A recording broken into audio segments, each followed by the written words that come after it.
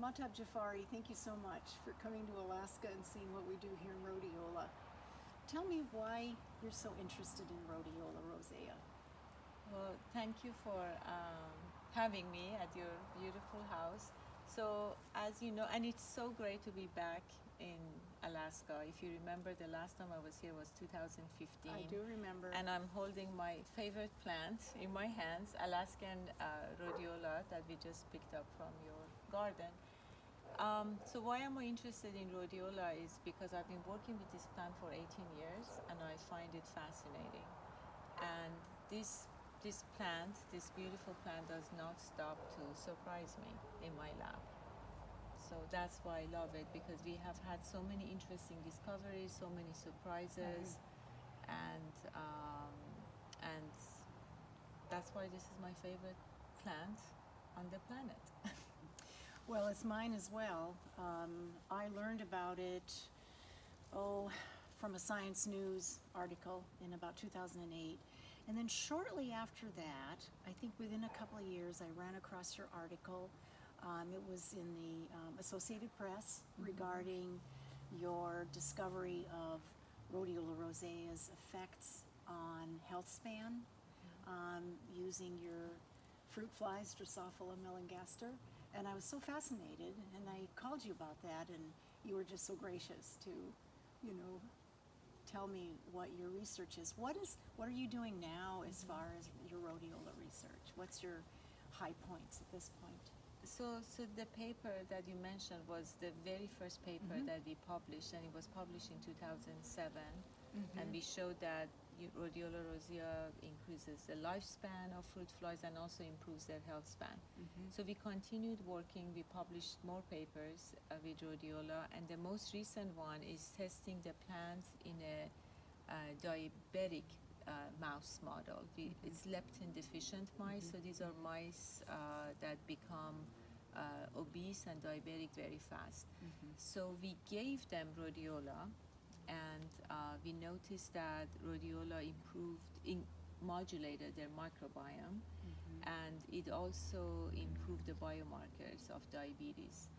So of course we did the study in mice, not humans. So the next step would be to test the plant extract in humans who have prediabetes or diabetes, and we are in the process of designing that study.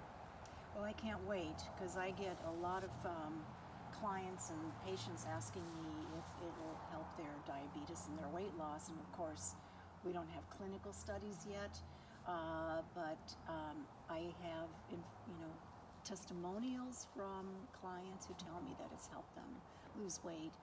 I think part of it might be, in addition to the diabetic modulation, is that it also lifts people's mood and helps them with energy, and so they might just then be more physically active and maybe improving their diabetes that way as well. Yeah, I can't comment on that because I haven't done the studies. But in the model systems I have worked with, flies, fruit flies, and rhodiola. Of course, we are in Alaska because There's there are airplanes and planes everywhere. Right? Yeah. So yes, in flies and mice, these are the two animal models I have worked with, and also cultured cells. Rhodiola has been doing great, and we share many of our genes with these model systems. I mean, people ask me, why do you work with fruit flies? And I always tell them that it's a great model to work with for lifespan and health span studies, because we share 75% of our disease genes with fruit flies. Right. So the hope is to extrapolate our findings and our studies in flies in human studies. Have you found any toxic effects? No, in flies, I've been working with rhodiola for 18 years. We've done a number of dose finding studies, and that was in the beginning. That was in 2005 and 2006.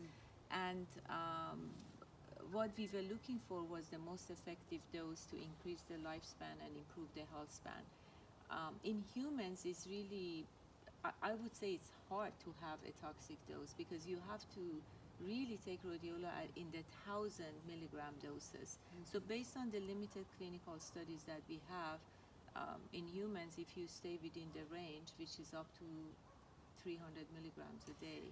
There are some studies at higher doses. Yeah. There are studies suggesting even maybe 500 or 600 milligram. But I would say, and everybody is different. This is what makes this plant so fascinating and complex at the same time, because some people cannot take more than 50 milligrams because it gives them a little bit too much energy. Right. And some people can tolerate 300 milligrams, no problem. So. Yeah, that's what I hear from my patients and from my clients, that some people do well with minimal doses. But I'm just so grateful for you to come and visit us, and it just gives me more motivation to keep doing this. One other thing that might be interesting regarding the sourcing of rhodiola, as we both know, that most of the world's supply of Rhodiola rosea has come from wild harvest, right? Mostly in the mountains of Siberia and central China. And in those areas, the plants are threatened to extinction from over-harvesting. In the wild, these plants can be decades old when they're harvested because they grow in such remote, harsh climates. But if you cultivate it in similar climates like in Alaska, you can actually get these plants to maturity in 5 years. So now that it's been placed on the endangered species list, which prohibits international trade of the wild sourced, cultivated rhodiola is really the only way to go.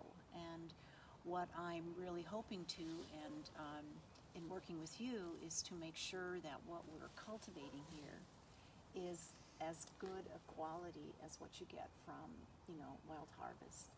So no, I can agree more, and that's actually one of my passions. Is not obviously working in the lab and testing rhodiola in flies and mice is fascinating, but I'm also hoping to help the farmers in Alaska to come up with a good quality rhodiola, and we've had many success stories. So I am planning to continue that, to test the plant extracts from from Alaska, from farmers in Alaska, and I don't not only test them to make sure that they have the biomarkers that you need to have in this plant, but also to see if they have any biological activities, to test them in flies, to test them in mice. So my plan is to continue this work, and I'm just very happy to see that happening. I was here in Alaska 2015, and I don't know if you remember the very first time I touched rhodiola. It was almost like, and you said it. You say it was almost like a religious experience. So I was like so happy and so excited. And I'm now back 8 years later, and wow, the changes in agriculture. We now have several acres in production. We're looking to, increase the acreage. We really hope that in the course of the next handful of years that we can get 100 acres going a year. Wow. And if we could do that, we could become really one of the major world sources for cultivated rhodiola. That would be fantastic. I really am excited, and I'm so happy that you came to see what we're doing. Thank you. Thank you. Thank you.